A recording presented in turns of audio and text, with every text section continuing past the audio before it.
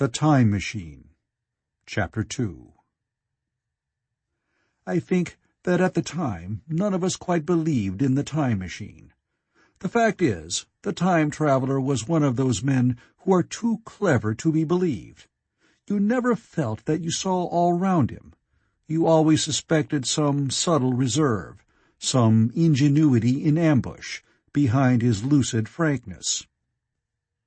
Had Philby shown the model and explained the matter in the time traveler's words, we should have shown him far less skepticism, for we should have perceived his motives. A pork butcher could understand Philby, but the time traveler had more than a touch of whim among his elements, and we distrusted him.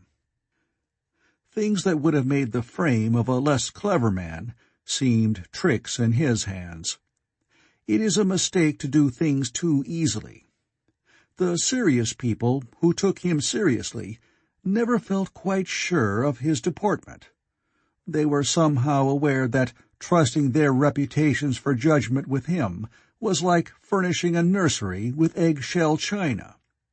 So I didn't think any of us said very much about time-traveling in the interval between that Thursday and the next, though its odd potentialities ran, no doubt, in most of our minds. Its plausibility, that is, its practical incredibleness, the curious possibilities of anachronism and of utter confusion it suggested. For my own part, I was particularly preoccupied with the trick of the model. That I remember discussing with the medical man, whom I met on Friday at the Linnaean. He said he had seen a similar thing at Tübingen, and laid considerable stress on the blowing out of the candle. But how the trick was done, he could not explain. The next Thursday I went again to Richmond. I suppose I was one of the time traveler's most constant guests, and arriving late, found 4 or 5 men already assembled in his drawing-room. The medical man was standing before the fire with a sheet of paper in one hand and his watch in the other. I looked around for the time traveler, and, "It's 7:30 now," said the medical man. "I suppose we better have dinner." "Where's—" said I, naming our host. "You've just come? It's rather odd. He's unavoidably detained. He asks me in this note to lead off with dinner at 7 if he's not back. Says he'll explain when he comes." "It seems a pity to let the dinner spoil," said the editor of a well-known daily paper, and thereupon the doctor rang the bell. The psychologist was the only person besides the doctor and myself who had attended the previous dinner. The other men were Blank, the editor aforementioned, a certain journalist, and another, a quiet, shy man with a beard, whom I didn't know, and who, as far as my observation went, never opened his mouth all the evening. There was some speculation at the dinner-table about the time-traveler's absence, and I suggested time-traveling, in a half-jocular spirit. The editor wanted that explained to him, and the psychologist volunteered a wooden account of the ingenious paradox and trick we had witnessed that day week. He was in the midst of his exposition when the door from the corridor opened slowly and without noise. I was facing the door and saw it first. "Hello," I said. "At last!" And the door opened wider, and the time traveler stood before us. I gave a cry of surprise. "Good heavens, man, what's the matter?" cried the medical man, who saw him next, and the whole tableful turned towards the door. He was in an amazing plight. His coat was dusty and dirty, and smeared with green down the sleeves, his hair disordered, and, as it seemed to me, grayer, either with dust and dirt, or because its color had actually faded. His face was ghastly pale. His chin had a brown cut on it, a cut half-healed. His expression was haggard and drawn, as by intense suffering. For a moment he hesitated in the doorway, as if he had been dazzled by the light. Then he came into the room.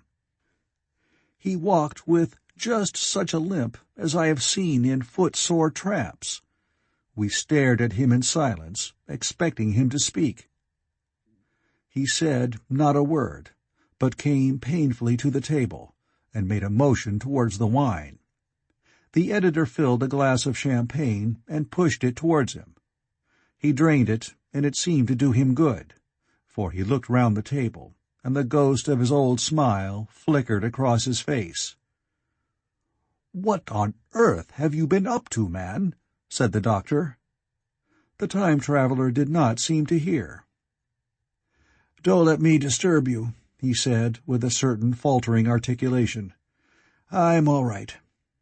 He stopped, held out his glass for more, and took it off at a draught.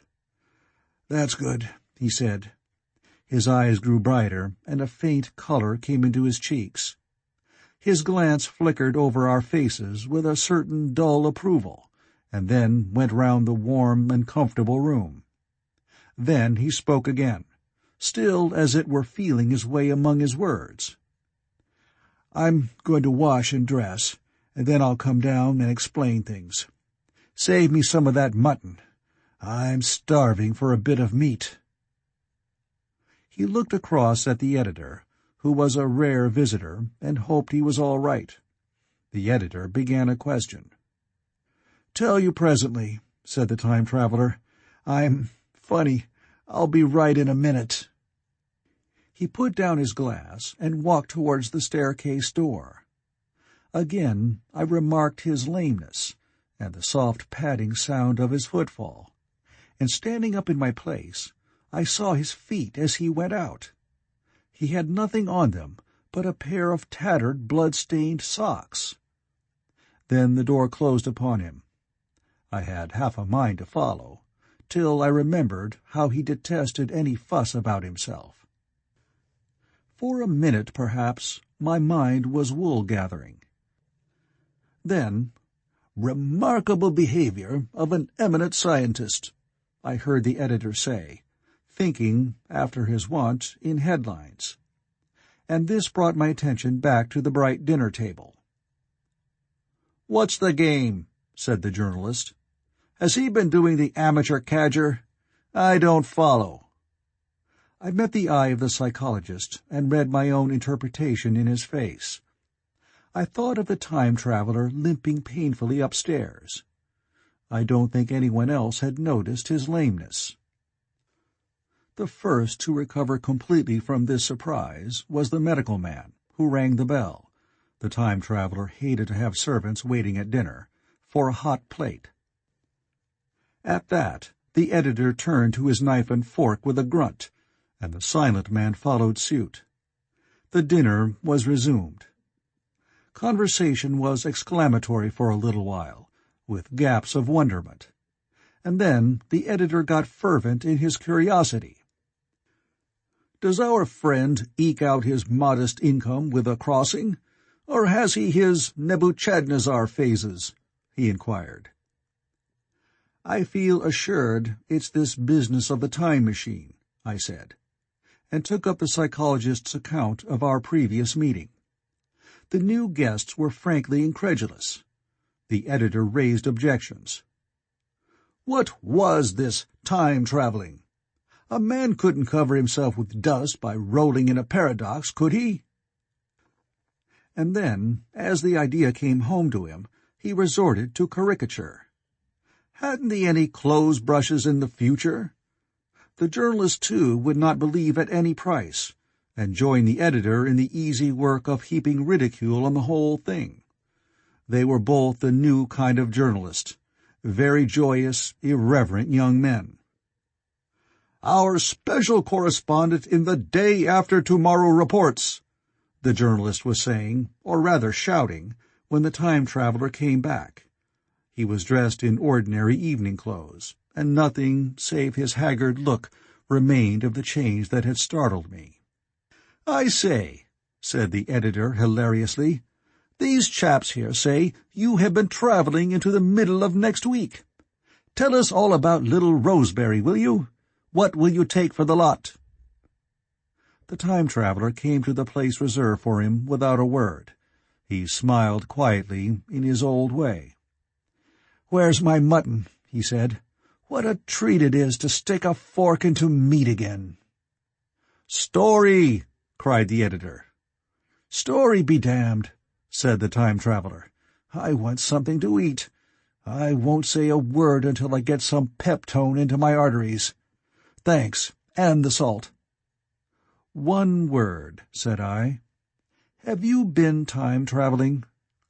"Yes," said the time-traveler, with his mouth full, nodding his head.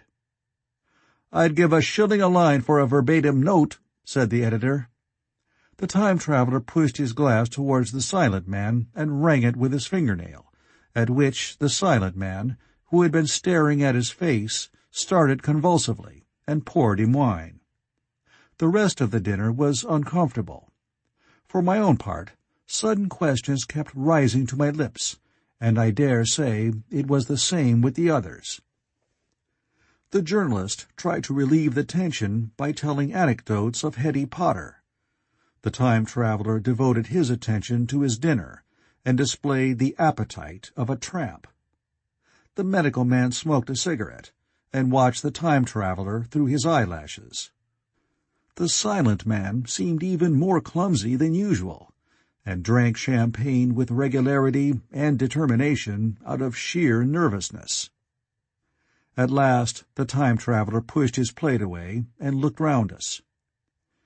"I suppose I must apologize," he said. "I was simply starving. I've had a most amazing time." He reached out his hand for a cigar and cut the end. "But come into the smoking-room. It's too long a story to tell over greasy plates." And ringing the bell in passing, he led the way into the adjoining room. "You have told Blank and Dash and Chose about the machine?" he said to me, leaning back in his easy-chair and naming the 3 new guests. "But the thing's a mere paradox," said the editor. "I can't argue tonight. I don't mind telling you the story, but I can't argue. I will," he went on, "tell you the story of what has happened to me, if you like, but you must refrain from interruptions. I want to tell it, badly. Most of it will sound like lying. So be it. It's true, every word of it, all the same. I was in my laboratory at 4 o'clock, and since then I've lived 8 days, such days as no human being ever lived before. I'm nearly worn out, but I shan't sleep till I've told this thing over to you. Then I shall go to bed. But no interruptions. Is it agreed?" "Agreed," said the editor, and the rest of us echoed, "Agreed." And with that, the time-traveler began his story as I've set it forth. He sat back in his chair at first, and spoke like a weary man. Afterwards, he got more animated. In writing it down, I feel with only too much keenness the inadequacy of pen and ink, and above all, my own inadequacy to express its quality. You read, I will suppose, attentively enough, but you cannot see the speaker's white, sincere face in the bright circle of the little lamp, nor hear the intonation of his voice. You cannot know how his expression followed the turns of his story. Most of us hearers were in shadow, for the candles in the smoking-room had not been lighted, and only the face of the journalist and the legs of the silent man from the knees downward were illuminated. At first we glanced now and again at each other. After a time we ceased to do that, and looked only at the time-traveler's face. End of Chapter 2.